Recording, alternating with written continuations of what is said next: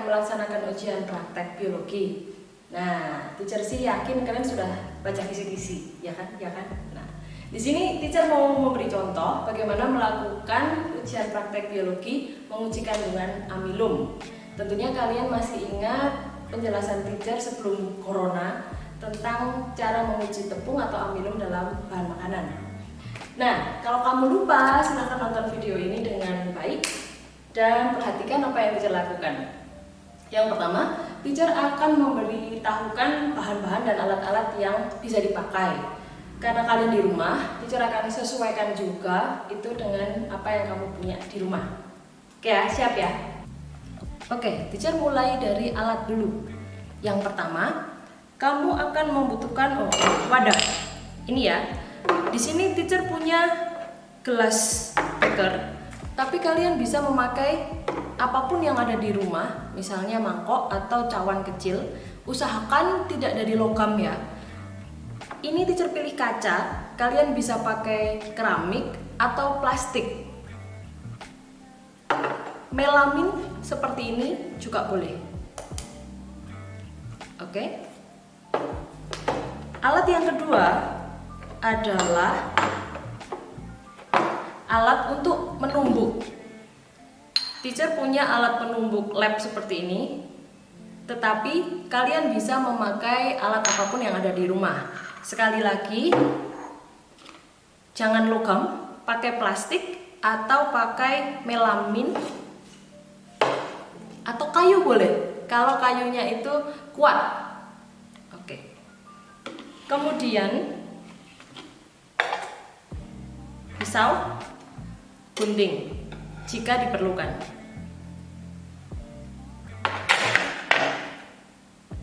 Sendok logam bisa dipakai jika kalian ingin memakainya untuk mengambil bahan saja, bukan untuk mencampurkan dalam reaksi.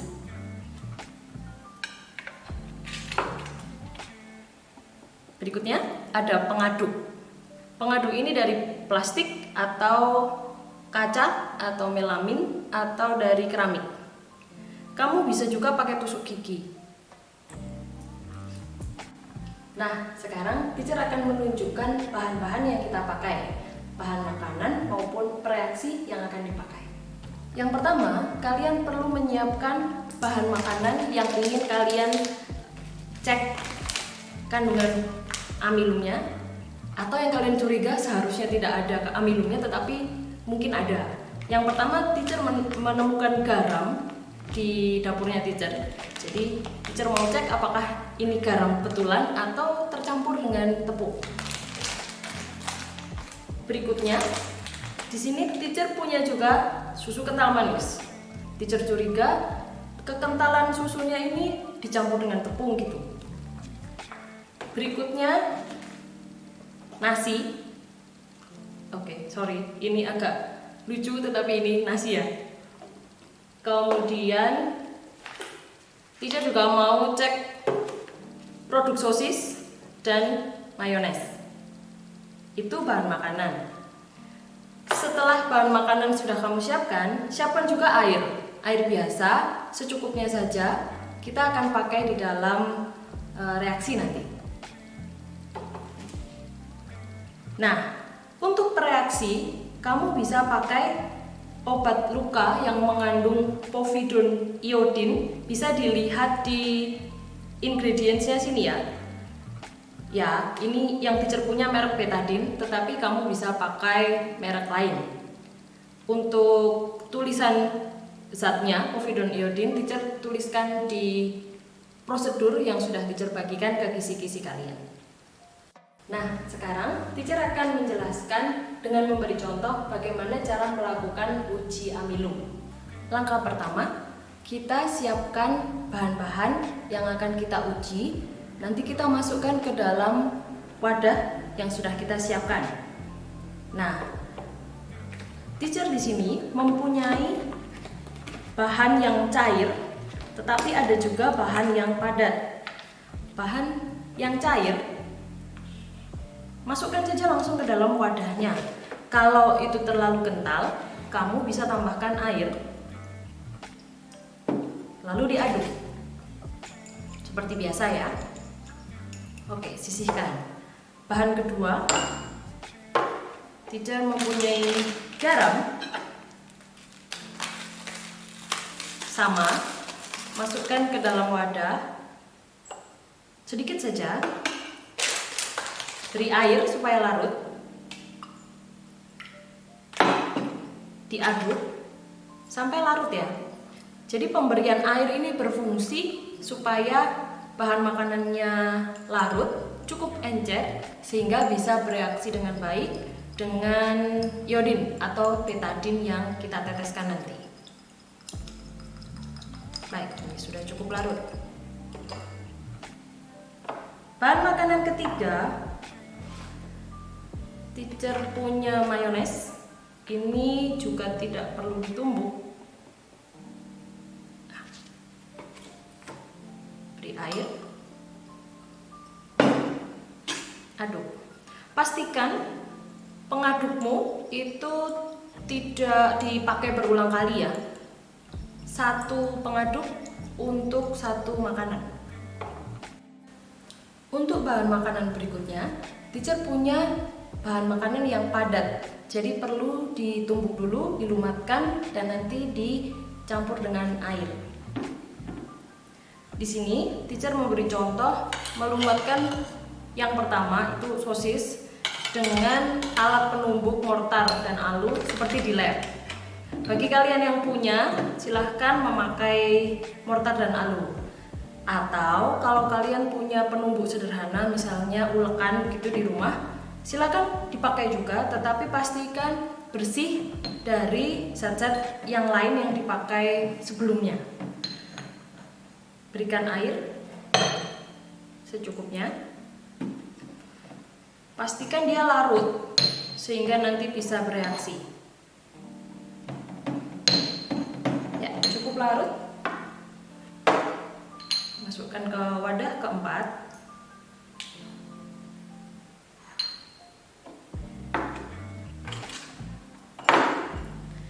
Berikutnya, teacher memberi contoh menumbuk bahan makanan dengan alat seadanya.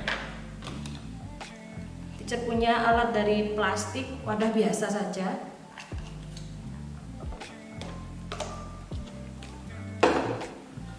Kalau nasi agak keras, jadi pastikan kamu menekannya ya.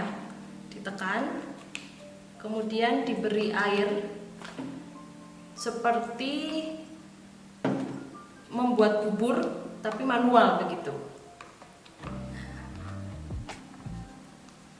Tekan-tekan, paling tidak kalau tidak bisa halus betul, ada sari-sari nasinya. Maksudnya dia agak lembut gitu, sehingga di airnya itu ada butiran nasi yang super kecil.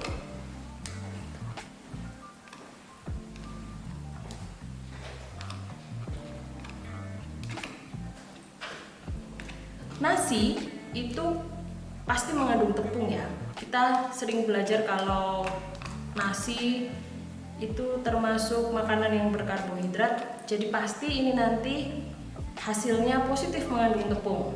Teacher menjadikan nasi ini sebagai contoh makanan yang warnanya berubah sekali, sehingga kalian nanti bisa membandingkan dengan bahan makanan yang lain. Sudah cukup.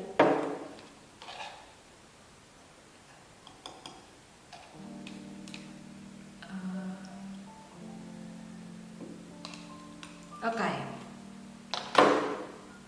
Sekarang kita punya 5 jenis bahan makanan atau minuman yang sudah kita siapkan.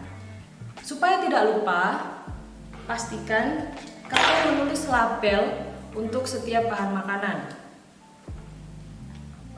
Teacher beri contoh di sini. Nomor 1 itu susu SKM ya, susu kental manis. Yang kedua, garam. Yang ketiga, mayones. Lalu yang keempat, sosis. Yang kelima, nasi.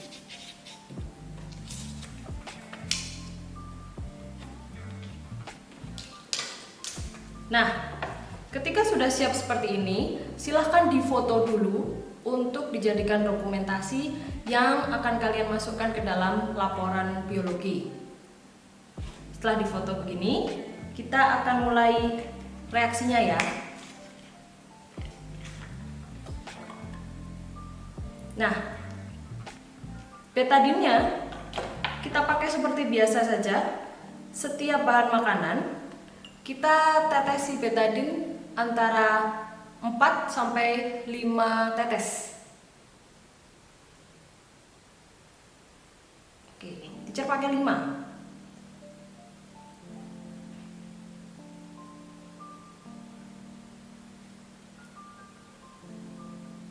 Satu, 2, 3, 4, 5. Baik.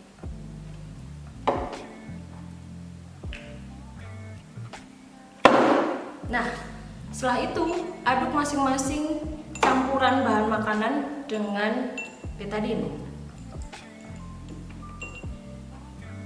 Aduk rata.